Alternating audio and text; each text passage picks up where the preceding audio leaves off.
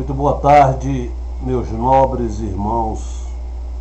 É com muita alegria que mais uma vez aqui nos encontramos para a realização do nosso trabalho, agradecendo sempre ao coração querido de nossa Mãe Santíssima pela oportunidade que mais uma vez ela nos concede de podermos veicular ensinamentos desta doutrina abençoada dos Espíritos e do Santo Evangelho do Filho querido do seu coração, nosso Senhor Jesus Cristo.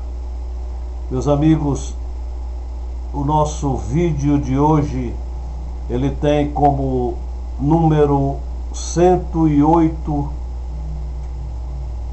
e título A Vontade de Deus e Candeias na Noite Escura, publicado em Reformador da FEB, agosto de 71, de Rodolfo Caligares, página 185 a 186,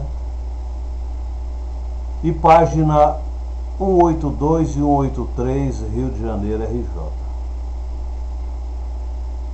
Inicia assim, abre aspas: há quem suponha que o livre-arbítrio do homem seja absoluto, incontrastável, e que, no uso dessa prerrogativa, ser-lhe-ia possível fazer ou deixar de fazer o que bem entendesse, até mesmo rejeitar os planos de Deus, ou colocar-se ostensivamente contra eles, sem que houvesse meio de dobrar-lhe a serviço. A teologia tradicional assim o ensina, e uma vasta literatura dita cristã também o confirma, ao apregoar que a vontade de Deus está sendo frustrada constantemente pelo homem aqui na terra, como já o fora por grande número de anjos lá no céu. Puro engano. Deus quer que o homem tenha o mérito da glória para a qual o destinou, e por isso, a par das revelações progressivas com que lhe há iluminado a consciência, concede-lhe relativa liberdade, a fim de que cada qual a alcance por si mesmo, pelo próprio esforço. Incipiente pode ele, então, tal qual o filho pródigo da parábola evangélica, enveredar por ínvios carreiros de erros e crimes de toda espécie, distanciando-se da retidão, o cumprimento das leis de Deus. Cada vez, porém, que isso acontece, sofre tropeços e acúlios que o fazem retornar ao bom caminho. Destarte, esses transeamentos temporários, com as agruras e lacerações que lhes são consequentes, constituem experiências que ele vai adquirindo para melhor conduzir-se no futuro e não mais fugir ao roteiro que lhe cumpre palmilhar. A única coisa, pois, que o homem pode escolher a seu talante, lemos algures, é o modo de cumprir a vontade de Deus. Apenas isso. Quem, como Jesus, haja conseguido harmonizar o seu querer pessoal com a vontade divina, cumpre-a com gozo, deleitosamente, como se estivesse a participar de um esplêndido banquete. Daí as suas palavras: o meu manjar é cumprir a vontade daquele que me enviou. Está registrado em João, capítulo 4, versículo 37. Os que, entretanto, em razão do seu atraso espiritual, ainda se mostram recalcitrantes, uma vez escoado o prazo de espera que as leis divinas concedem a todos para que se submetam espontaneamente ao seu império, terão que cumpri-las, quer o queiram, quer não, ainda que com sofrimento, dolorosamente, porque acima do alvedrio humano vige um determinismo superior a regular e a garantir a ordem universal. O equívoco dos que acreditam seja possível ao homem deixar de cumprir os desígnios de Deus reside na ideia corrente de que ele é essencialmente mau e pode querer manter-se eternamente afastado do supremo bem. Essa ideia, todavia, é falsa e insustentável. Filho de Deus, criado à imagem e semelhança dele, o homem não é, nem poderia ser mau por natureza. Pelo contrário, é essencialmente bom, potencialmente idêntico ao Criador, e pela evolução dia virá, embora longínquo, em que se tornará uno com ele.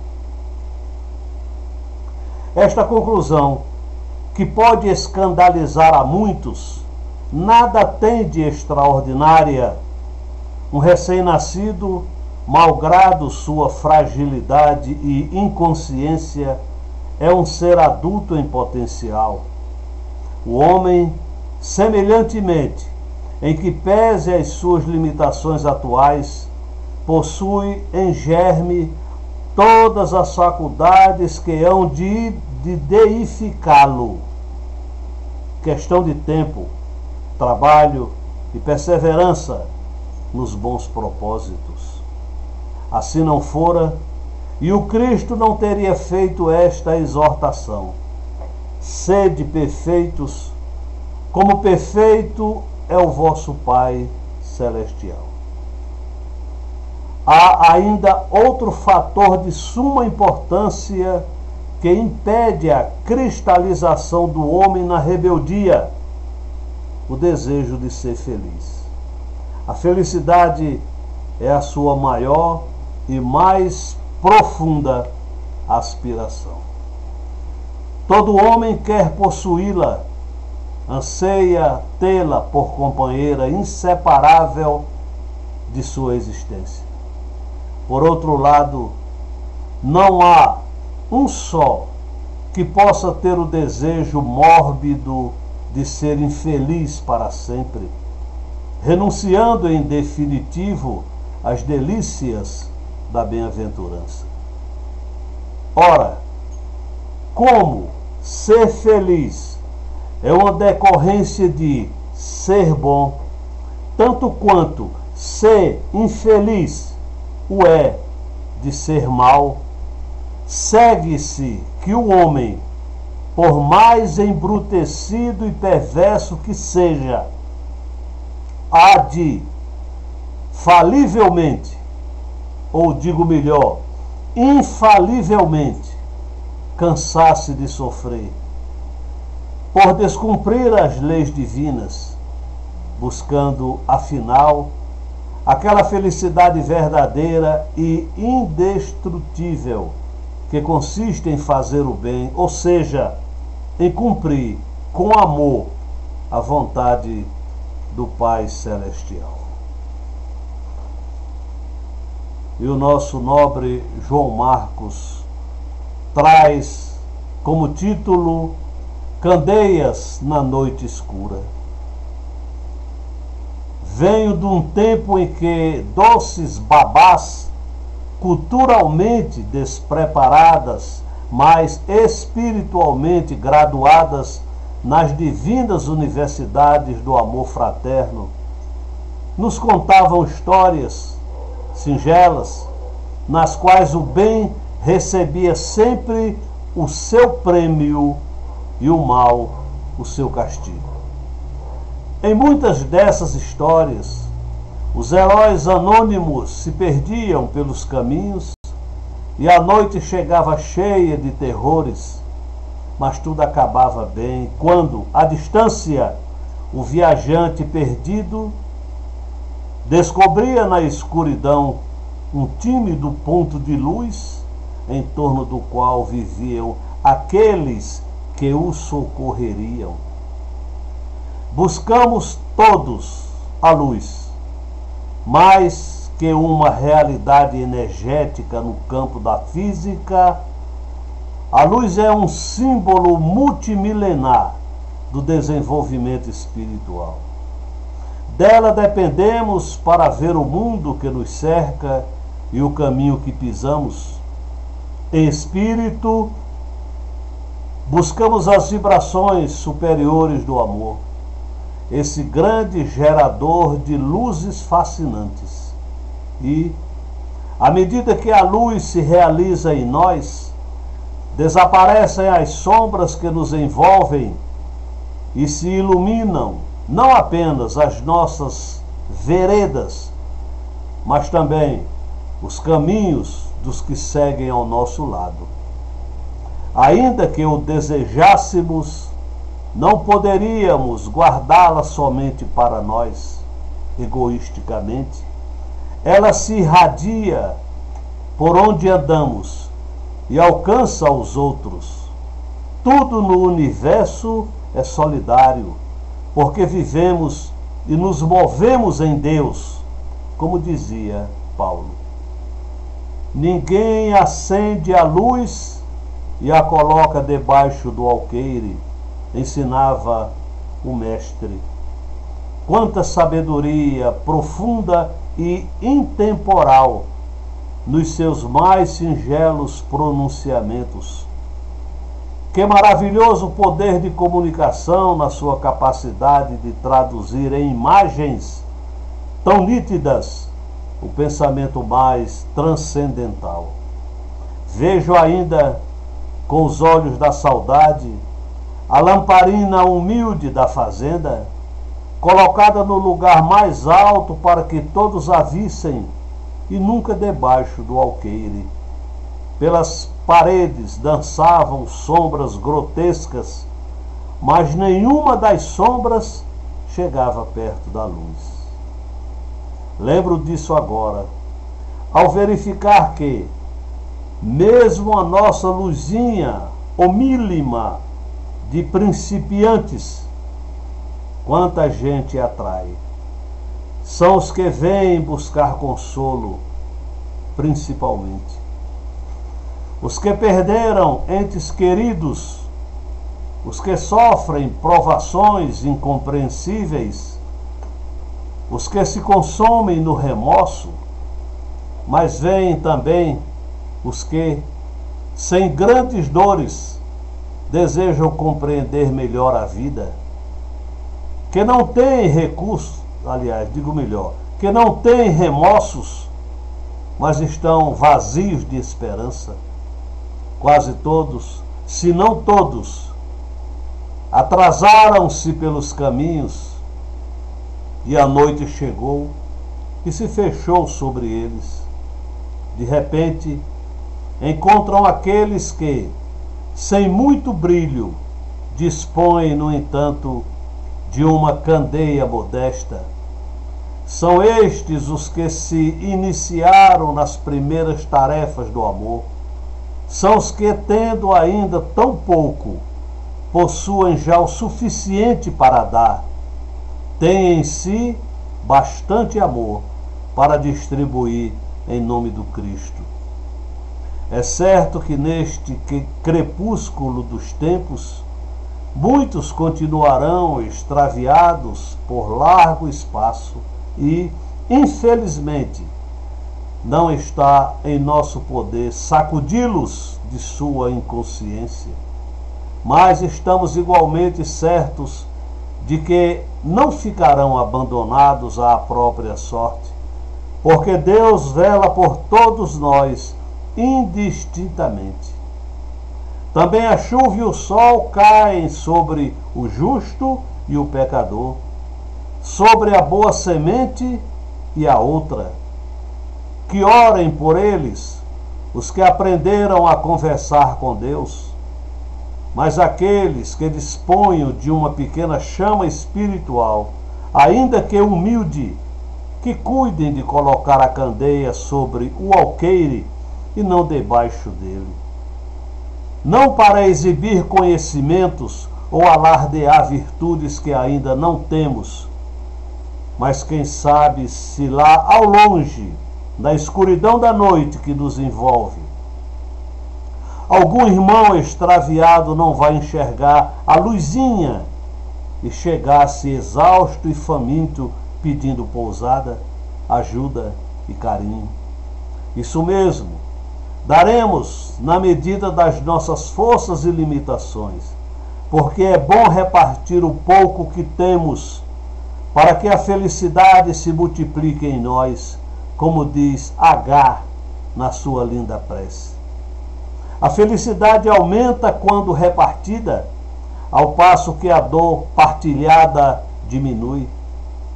Vamos, pois, distribuir a nossa alegria consciente de viver em Deus. Nós sabemos o que somos, espíritos imortais, temporariamente encarcerados num corpo físico. Sabemos de onde viemos, de um longo rosário de vidas que aprofundam suas raízes na escuridão de remotas idades. Sabemos para onde vamos, para os mundos cada vez mais perfeitos que luzem diante de nós, nas muitas moradas do nosso Pai. A mensagem que temos a transmitir é, pois, extremamente simples e fácil de entender. Para muitos é ainda difícil aceitá-la, porque se habituaram demais à opressiva aridez da descrença.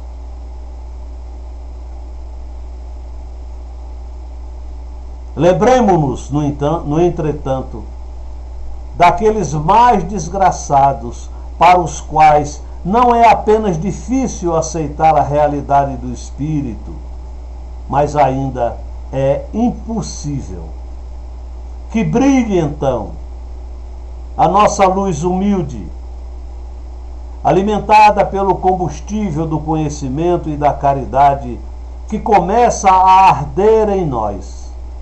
A hora é de dores, muitas e grandes, de desorientação e desespero, de ódios e crueldades, hora de ajustes aflitivos e desenganos dolorosos, mas é também uma hora de revelações maravilhosas, de descobertas memoráveis, de conquistas deslumbrantes, de oportunidades raras, se, com muito amor e humildade, procurarmos em nosso próprio território íntimo o rastro luminoso que o Mestre de todos nós deixou em nós.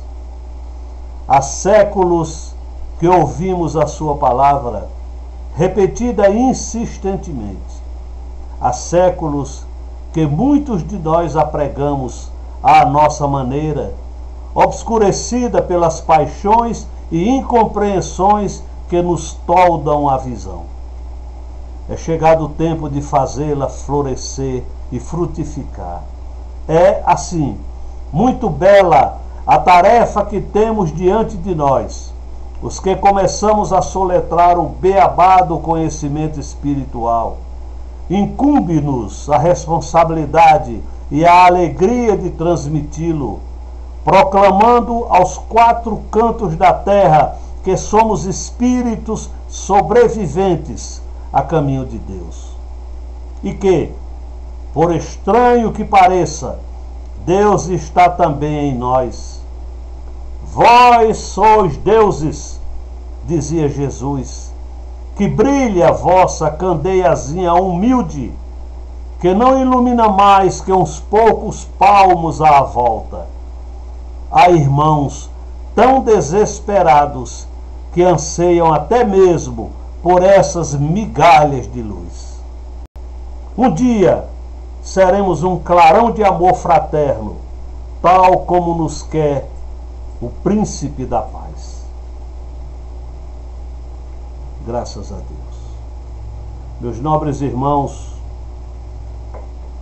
é com muita alegria no coração que nós partilhamos com todos uma mensagem tão linda, tão cheia de esperança e tão cheia de verdades como esta. Que ela seja ouvida muitas e muitas vezes e gravadas na vossa mente e nos vossos corações. Que a luz brilhe no vosso lar, que a luz brilhe no vosso coração, que a luz brilhe no coração dos seus entes queridos. E não nos esqueçamos nunca, meus caros irmãos, nós somos luz, somos filhos da luz, e para essa mesma luz haveremos de retornar um dia, porque é lei divina. Deus programou isso para todos os seus filhos. E nosso Senhor Jesus Cristo nos afirma: das ovelhas que o Pai me confiou, nenhuma se perderá. Um dia nós retornaremos à fonte de luz eterna, incriada, da qual um dia nós saímos. Sejam felizes, meus irmãos queridos, que Nossa Senhora brilhe no vosso coração, que nosso Senhor Jesus Cristo nos ilumine a todos, que Deus nosso Pai nos abençoe. Muito obrigado pela vossa atenção. Graças a Deus.